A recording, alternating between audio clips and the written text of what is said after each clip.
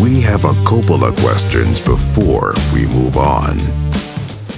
All I wrote down was there are so many I gave up. So I wanna hear your questions, and they'll probably be the same questions I had. That I was like, I can't keep writing these. I can't keep writing these things down.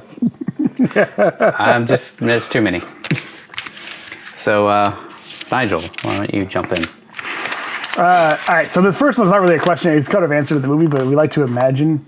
How did Kip actually get caught by Calitri? Like, I know he probably just ran back to him after he failed the job, but like, is there more? Did he try to run away and then get caught by Calitri and brought back in? Yeah, maybe. I don't know if it was explained. I don't know. I was like, why didn't he get caught by the cops? I thought the cops were all over him when they came back to his hideout.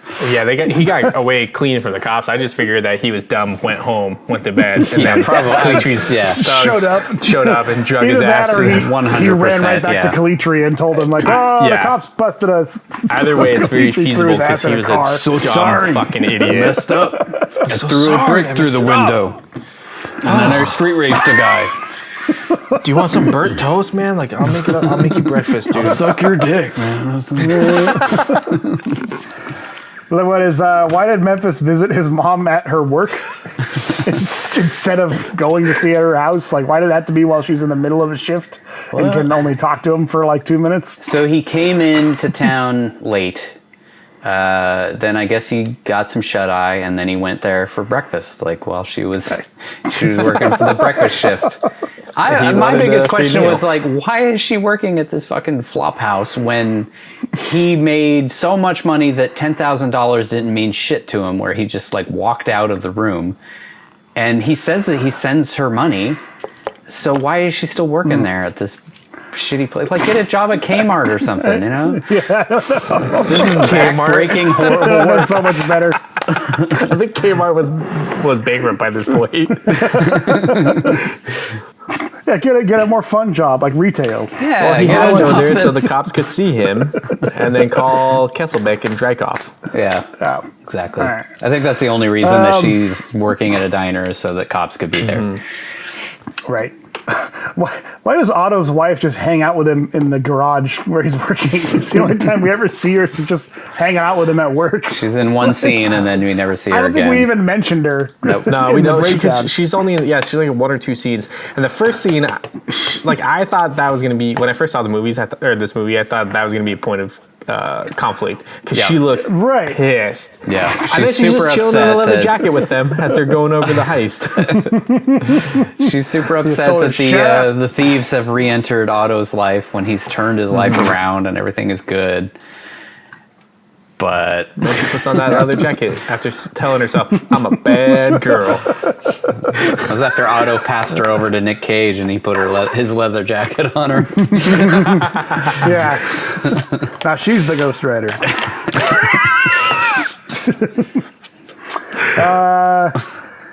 When Kip tells, I think he tells Memphis that he's got his own family now.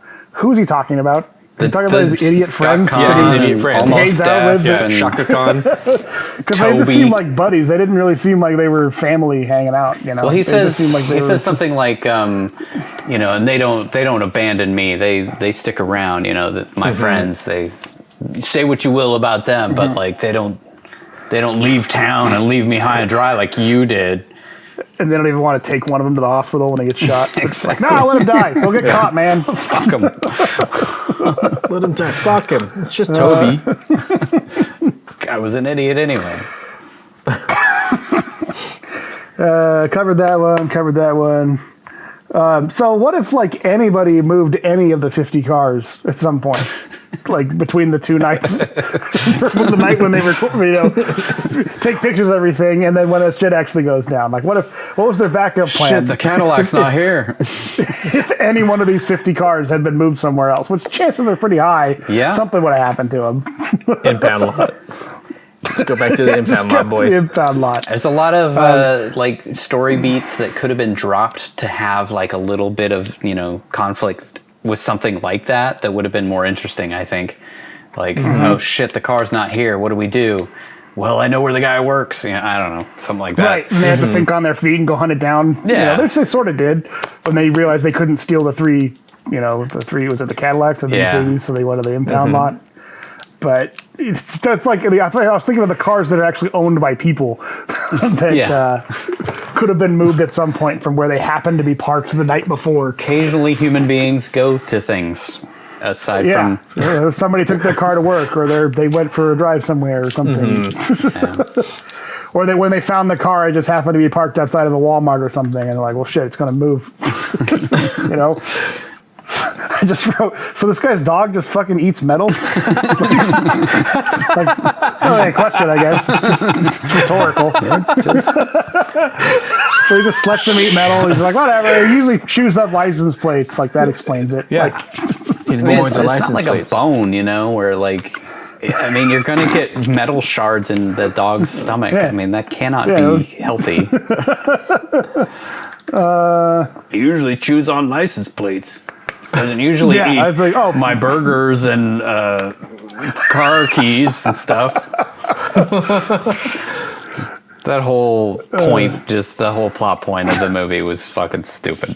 It just let's create a little bit of conflict. We'll go have them go back out and get some more cars while this works out, and we'll add a little comedy in here. So at the end of this, what happened to Drykoff and Breckenridge? Whatever his name is. I forgot its name. Castlebeck? Or Castlebeck? Hasselbeck. Hasselhoff. Hasselhoff. So did they lose their job because now they obviously interfered with homicide and then showed up and got the guy they were trying to track down and killed while trying to catch this guy who was stealing some cars? Mission accomplished. The bad guy's dead. I mean, what else is there? But I got the feeling that they wanted to, they wanted to take him down. Else, obviously. Yeah, and he had a whole network of people. He had like probably this whole South American connection. I think that is what he said. A South American connection. Yeah, I think that he was selling the cars to. And is Hasselhoff gonna say like? Is he going to tell them that Memphis showed up and killed the guy and then he let Memphis get away? Or is he going to say like, oh yeah, the guy I killed him. I kicked him the guy in fell the to face. his death and died. Yeah, I don't know. That was like there's so many just like, okay, so now they're just fine. Like they just go back to the shop and everything's cool. Just and like, we we're just cool. Pretend none of that happened. It sounds like Castlebeck could have been like, oh, cool, well, you killed that guy, so that solved one of my problems, but I'm still arresting you because I've been trying to catch you for 6 years, whatever. I don't care that you just happened to kill the guy that was about to kill me. Hey, man. Thanks, but I'm a cop, so... A brother's love is a brother's love. It explains it. Credits. That's it. So so Eleanor gets wrecked, and then he doesn't accept it, obviously, because he's just like, yeah, I don't care, I just want to kill you now at this point. But, like, did they really accept the smashed-up Humvee and the shot-up SUV when they showed up? Like, whatever, I know you just, like, rammed this down a ramp inside of a parking garage, but, throw it in the thing, we'll count it. And this one's like, they fucking got shot to shit and ran through a bunch of cars and stuff in the SUV. Throw it on the boat, it's cool. I feel like the other ones they could have fixed pretty easily, but the Shelby, like, that thing was totaled. There's no way. So he still ended up 49, with one car short. But at the same time, like, it was almost like he just, like, there was no point to any of that. Like, stealing the cars, there was no fucking point at all because he had made up his mind to kill Memphis from the beginning, it seems like, because he had pointed a gun at his face and threatened him. Nobody points a gun in my face. Like, maybe he had already smoothed things over with the South American guy and was just like, you know what, let these fuckers try, and when they deliver the final car, I'll kill him. I can sell all those cars. He didn't build that coffin for nothing. He's got to use it.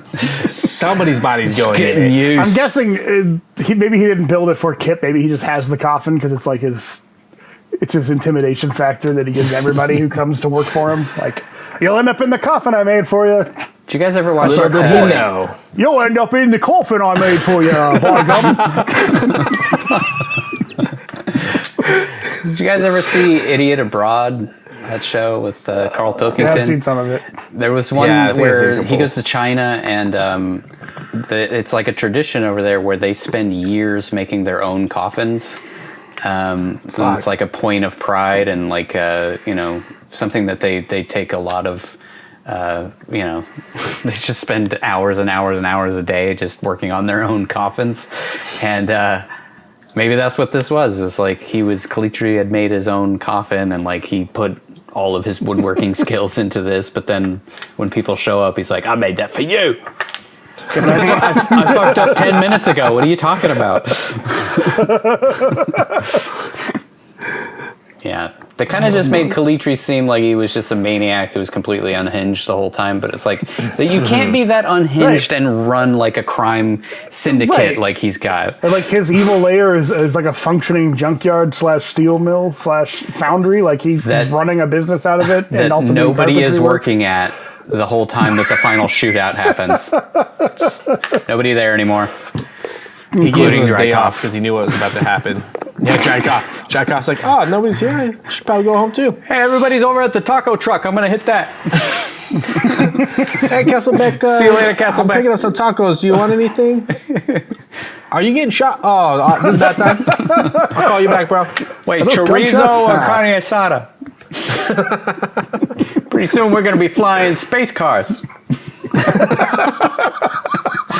Fucking stupid line.